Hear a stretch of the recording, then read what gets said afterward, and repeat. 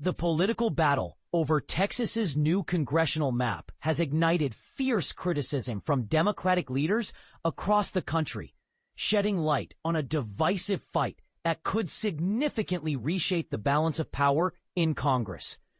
But here's where it gets controversial. Texas Republicans have pushed through a redistricting plan that could secure them 5 extra House seats in the upcoming midterm elections.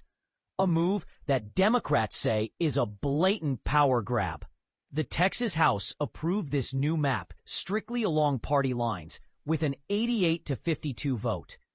The next step is for the state Senate to review and vote on the plan, which is expected on Thursday, before it lands on Republican Governor Greg Abbott's desk for final approval.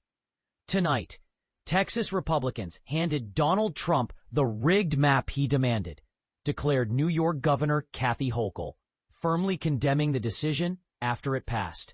She argued that Trump, Abbott, and their supporters are fully aware they can't succeed at the polls based on their record, one marred by cuts to health care, a faltering economy, and rising costs burdening everyday families. This is a desperation move by a party that refuses to accept defeat, Hochul added, framing the map approval as a last-ditch effort to cling to power. California Governor Gavin Newsom echoed this sentiment, viewing the mid-decade redistricting as a clear sign of Republican weakness and desperation. "You only change the rules when you think you're losing," Newsom commented on social media platform X, directly challenging the Texas GOP's tactics. He emphasized California Democrats' commitment to fighting back, aiming to empower voters nationwide to support independent redistricting commissions and reject political gerrymandering. In a follow-up video, Newsom offered an off-ramp to the Texas Republicans.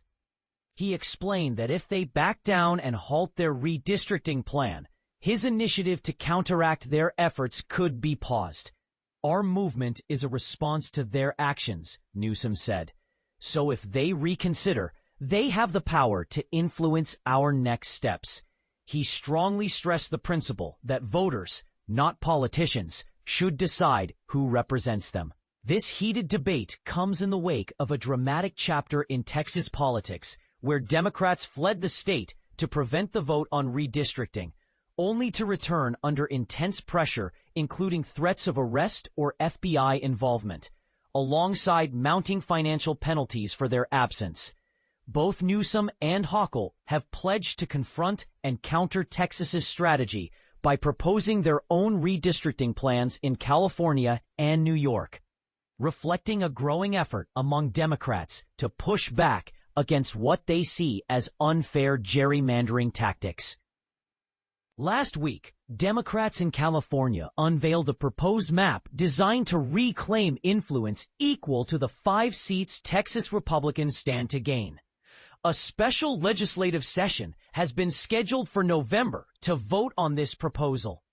Unsurprisingly, California Republicans reacted by seeking judicial intervention to stop the plan, but their petition to the state Supreme Court was rejected, signaling a legal victory for Newsom and the Democrats.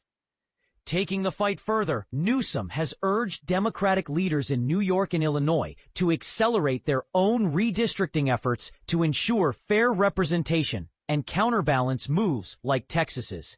"In New York, we're prepared to tackle Trump's political maneuvers head-on," Hochul boldly stated.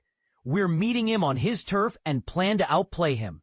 Georgia Senator Jon Ossoff also weighed in, praising these defensive redistricting proposals as vital for restoring balance in the political landscape. Speaking on MSNBC's The Weeknight, he stressed, "Democrats must strike back. We don't have the luxury of hesitating, while Trump and MAGA forces do everything possible to solidify one-party rule in this country. That's the reality we face." This unfolding drama raises critical questions. Is mid-decade redistricting a legitimate attempt to correct outdated district lines, or simply a strategic maneuver to entrench political power? Should voters accept or reject these moves? And what role should independent commissions play in drawing electoral maps? The debate is far from over, and your voice matters. Do you believe these Republican efforts in Texas represent fair politics or blatant manipulation? Share your thoughts and join the conversation.